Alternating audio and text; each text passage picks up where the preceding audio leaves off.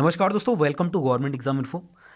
देखिए दोस्तों, कल और आज के जो शिफ्ट में एग्ज़ाम हुए हैं पशुधन प्रसार अधिकारी के, उनके कुछ मेमोरी बेस्ड क्वेश्चन मेरे पास आए हैं और इसमें हम इनको देख लेते हैं कि किस तरह के क्वेश्चन पूछे गए हैं।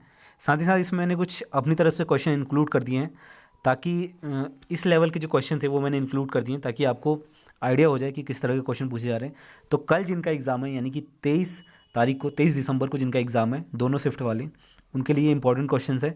एक बार इस तरह के क्वेश्चन को देख लें और इसके अलावा कुछ और क्वेश्चन जो होंगे उनको भी देख लें जो इससे मिलते जुलते हों, ताकि आपको आइडिया हो जाए कि किस तरह के क्वेश्चन पूछे जा रहे हैं। देखिए, इसमें बेसिकली जो इम्पोर्टेंट है वो है एनिमल हस्बेंड्री का काफ़ी क्वेश्चन पूछा जा रहा है। इसके अलावा आपके जो ब्रीड्स हैं, डिफरेंट टाइप ऑफ ब्रीड्स, वो भी पूछे जा रहे हैं। इसके अलावा direct static GK animal husbandry से जुड़े हुए पूछे जा रहे हैं। तो देखिए, इसमें जो आपका सबसे पहला क्वेश्चन है मेमोरी बेस्ड, उसमें क्वेश्चन ये आया था कि ideal weaning period of lamb sheep, यानी कि सीप का जो आइडियल उसका जो ऊन निकालने का पीरियड है वो क्या होता है। तो देखिए, ये जो होता है आपका 60 दिन का होता है, 60 डेज। ठीक है, तो ये हो गया। दूसरा देखिए, दूसरा क्वेश्चन आया था milk is poor source of, यानी कि मिल्क वैसे तो एक संपूर्ण आहार माना जाता है, लेकिन पुअर सोर्स किसका होता है, ये आयरन और विटामिन सी का। ठीक है, नेक्स्ट देखिए, क्वेश्चन 3 है vernalization can replaced by. Vernalization जिसे कहते हैं हिंदी में बसंतीकरण, तो ये किसके द्वारा रिप्लेस किया जाता है, बेसिकली किस हार्मोन से रिप्लेस होता है। तो इसका राइट आंसर है gibberellin hormone, GIBBERELLIN hormone, gibberellin hormone. तो ये नाम रखिएगा याद, इस तरह के क्वेश्चन आपसे पूछे जा सकते हैं। देखिए, अगला क्वेश्चन जो था वो था आपका groundnut seed also called as. Basically groundnut जो होता है वो आपका मूंगफली को कहते हैं, और ये दो और नाम से बुलाया जाता है, इसको और नाम से जाना जाता है। पहला तो हो गया पीनट और दूसरा है मंकी नट। तो अगर इस तरह का क्वेश्चन पूछा जाए और ऑप्शन में ये ऑप्शन आपको दिया जाए तो आप इसका आंसर कर पाएंगे। ग्राउंड नट को क्या कहा जाता है, पीनट और मंकी नट। नेक्स्ट जो क्वेश्चन था वो था average length of oviduct in cow. तो ये कितना होता है, average length of oviduct in cow, ये होता है लगभग 10 इंच, यानी कि लगभग ये 10 इंच के बराबर होता है। और यानी कि ये 15 सेंट, जो आपकी एक मान के चलिए सेंटीमीटर में बात करें तो ये आपका 20 सेंटीमीटर के आसपास ये होगा। जो 10 इंचेस की बात करें तो ये 20 से 24 सेंटीमीटर के आसपास ही होगा, 10 इंच। तो ये होता है आपका ओविडक्ट का लेंथ। डायमीटर की बात करें तो 1/4 इंचेस होता है। ठीक है, apical theory was proposed by. तो देखिए, एपिकल थ्योरी जो दी थी वो दी थी नगेली ने, NAGELI, 1944 में। अगर ये भी पूछा जाए तो आप आंसर कर सकते हैं।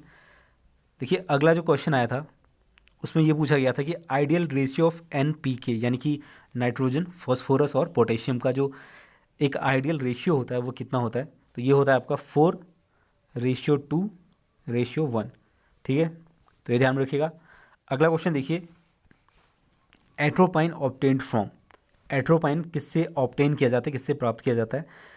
देखिए, ये किया जाता है आपका प्राप्त एट्रोपबेला डोना।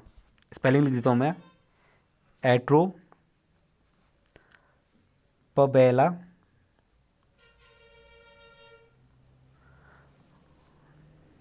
डोना। ठीक है, तो ये अगर ऑप्शन में आए तो इसका राइट आंसर ये हुआ। जो आपका जो एपिकल, माफ़ कीजिएगा, ये था आपका एट्रोपाइन ऑब्टेन्ड फ्रॉम। ठीक है, क्वेश्चन नंबर अगला जो है 10वां क्वेश्चन, ये पूछा गया था कि natural system of plant classification was discovered by, या फिर प्रपोज्ड बाय, किसके द्वारा ये प्रपोज किया गया था। तो देखिए, ये किया गया था आपका बेंथम और हुकर द्वारा, BENTHAM और HOOKER, हुकर। ये दो जो व्यक्ति थे उन्होंने ये सिस्टम प्रपोज किया था, natural system of plant classification, यानी कि पादपों का जो क्लासिफिकेशन का नेचुरल सिस्टम है उसको प्रपोज किया था बेंथम और हुकर ने।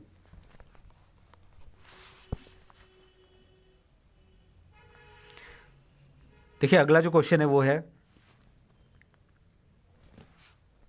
Question number 11, largest gland in domestic animals, यानी कि जो घरेलू एनिमल्स होते हैं उसमें जो लार्जेस्ट ग्लैंड होता है वो कौन सा होता है। तो देखिए इसका आई थिंक लीवर आंसर होगा। लीवर जो होता है वो लार्जेस्ट ग्लैंड होता है। इसके अलावा जो लार ग्रंथि होती है डोमेस्टिक एनिमल में सबसे बड़ी, वो होती है पैरोटिक ग्रंथि। तो ये भी आपसे पूछा जा सकता है, इसको भी नोट कर लीजिए। अगर लार ग्रंथि की बात है तो पैरोटिक ग्रंथि, और नॉर्मल लार्जेस्ट ग्लैंड की बात है डोमेस्टिक एनिमल में तो वो होता है आपका लीवर। ठीक है। दूसरा देखिए upper most layer of soil, यानी सॉइल की जो सबसे ऊपरी सतह है उसे क्या बोलते हैं, ये आपसे पूछा गया है। तो देखिए इसे बोलते हैं topsoil layer, topsoil layer. ठीक है। अगला क्वेश्चन देखिए SRI method is related to. SRI basically इसका जो फुल फॉर्म होता है सिस्टम ऑफ राइस इंटेंसिफिकेशन। ठीक है, सिस्टम ऑफ राइस इंटेंसिफिकेशन, अगर फुल फॉर्म भी आया तो आप याद रखिएगा। बेसिकली ये राइस प्रोडक्शन को बढ़ाने के लिए होता है SRI मेथड। ठीक है, तो क्या होगा ये rice production, for increasing rice production. Related पूछा है तो अगर ऑप्शन में राइस ऑप्शन दिया जाए तो आप उसको ही चूज़ करेंगे। देखिए 14th क्वेश्चन देखिए seedless fruit can be produced by. 14th question है seedless fruits can be produced by, किस तरह से प्रोड्यूस किया जाता है। तो देखिए ये जो प्रोड्यूस किया जाता है वो होता है पैरेंथ्रोक्रैपी। ठीक है, पैरेंथेनोक्रैपी, CRAPY।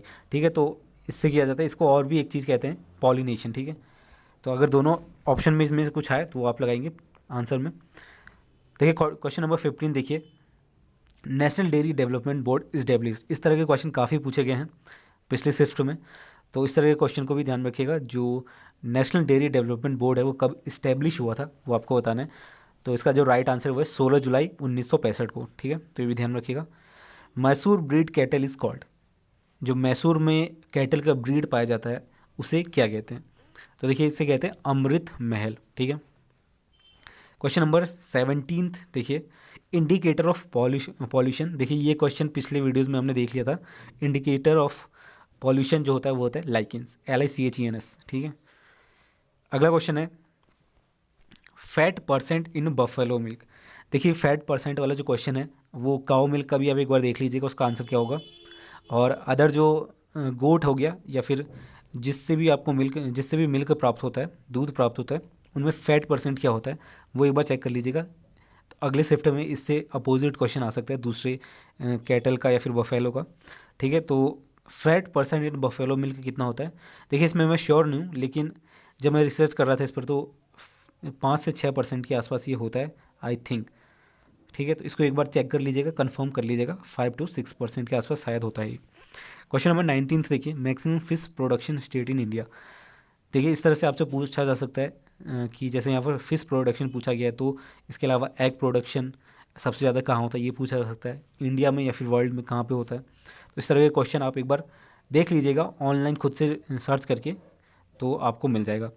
Maximum fish production state in India कौन सा है, वेस्ट बंगाल। ठीक है, पश्चिम बंगाल जो है आपका सबसे ज़्यादा फ़िश प्रोडक्शन है। आपको मालूम भी होगा पश्चिम बंगाल के लोग फ़िश काफ़ी खाते हैं। Temperature of artificial vagina. ठीक है, आर्टिफिशियल वजाइना का जो टेम्परेचर होता है वो कितना रहता है, तो ये होता है आपका 42 डिग्री सेंटीग्रेड। ठीक है, या फिर सेल्सियस जो भी है। आगे बढ़ते हैं, अगला क्वेश्चन देख लेते हैं। देखिए अगला जो क्वेश्चन था वो ये था कि hay can be stored in moisture percent below, यानी कि जो हे होता है जो जानवरों को दिया जाता है उसमें जो मॉइस्चर कितना होना चाहिए ताकि उसको स्टोर करके रखा जा सके, ये आपसे पूछा गया है। तो देखिए hay can be stored if moisture percent below, इसका राइट आंसर है 16%। ठीक है, 16%। इससे इसके आसपास अगर मॉइस्चर रहता है तो ये स्टोर करके रखा जाता है, वरना अगर इससे ज़्यादा मॉइस्चर होगा तो वो ख़राब होने की संभावना रहती है। नेक्स्ट देखिए cow milk protein is called. देखिए आपसे ज़्यादा क्वेश्चन एनिमल हस्बेंड्री के इसलिए पूछे जा रहे हैं क्योंकि ये जो पूरा आपका पोस्ट है वो बेसिकली पशुपालन, रेशम प्रदर्शक, अधिदर्शक, इन सारे पदों के लिए ये लिया जा रहा है जिसमें आपको इसकी जानकारी इंपॉर्टेंट होती है। तो इसीलिए आई थिंक ये पूछा जा रहा है। हालांकि सिलेबस में काफ़ी बड़ा सिलेबस आपका zoology, botany, plant kingdom, animal kingdom इसके ऊपर था, लेकिन जो क्वेश्चन ज़्यादा पूछे जा रहे हैं वो इसी पे पूछे जा रहे हैं।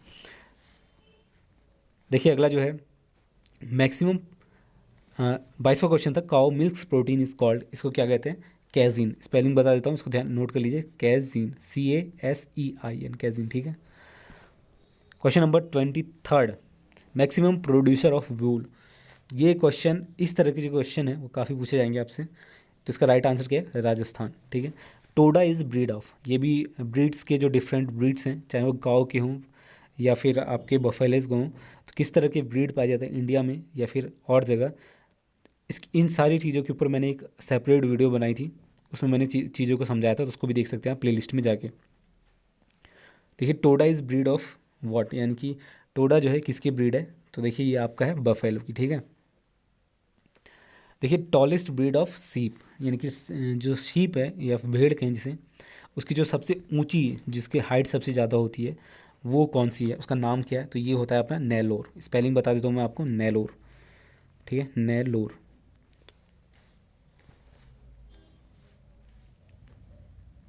क्वेश्चन नंबर 26 देखिए, the best age of dehorning is, यानी कि जो हॉर्न हटाते हैं, जो पशुओं के जो सींग हटाते हैं, आपने देखा होगा कभी, तो best age of dehorning is क्या होता है, ये आपको बताना है।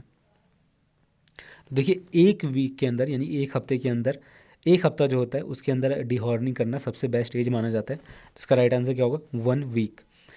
देखिए अगला, देखिए 27th question, मेरिक disease found in. तो मेरिक डिजीज़ इन फाउंड इन, ये कहाँ किस में पाया जाता है, तो देखिए ये आपका जो मुर्गी पालन है उसके अंतर्गत ये डिजीज़ फाउंड किया गया था, मेरिक्स डिजीज़, ठीक है। तो मुर्गी पालन में ये फाउंड किया गया था। 28th क्वेश्चन देखिए, yellow colour of egg is due to, किसकी वजह से होता है yellow colour? Xanthophyll, XANTOPHILL, xanthophyll, ठीक है। ये क्वेश्चन है तो ये आंसर लगाएंगे आप। देखिए अगला question number 29, goat tissue vaccine GTV is used against, important question है। Goat tissue vaccine is used against, किसके अगेंस्ट यूज होता है? Rinder paste. स्पेलिंग बता देता हूँ ताकि आपको नोट करने में आसानी लगे, RINDERPEST, ठीक है, रिंडर पेस्ट। 30वां क्वेश्चन देखिए, cattle disease transferred to man is, ऐसा कौन सा कैटल डिजीज़ है जो मनुष्य को भी ट्रांसफ़र हो सकता है, तो इसका जो राइट आंसर है वो है आपका एंट्रैक्स, ठीक है, ANTRAX, ठीक है। 31st क्वेश्चन देखिए, frozen semen of buffalo stored at which temperature, जो सीमेन को स्टोर करके रखा जाता है बफेलो का, उसका जो टेम्परेचर होता है वो कितना होता है फ्रोजन सीमेन का, तो ये कितना होता है? 196 डिग्री सेंटीग्रेड। देखिए एक और क्वेश्चन पूछा गया था कि जो मिल्क प्रोडक्शन है वो सबसे ज़्यादा कौन सा देश करता है, तो आई थिंक ये इंडिया होगा इसका answer. I am not sure, इसको चेक कर ली एक बार, आई थिंक इंडिया ही था। हालांकि ये क्वेश्चन मैंने शायद पहले पढ़ाया था, मुझे याद नहीं आ रहा है, तो एक बार देख लें इस क्वेश्चन को। इस तरह के जो क्वेश्चन है इसको एक बार ज़रूर देख लें कल के एग्ज़ाम के पहले। तो कल जिनका भी एग्ज़ाम है उनको ऑल द बेस्ट, और तब तक के लिए धन्यवाद। मिलते हैं आपसे अगले वीडियो में।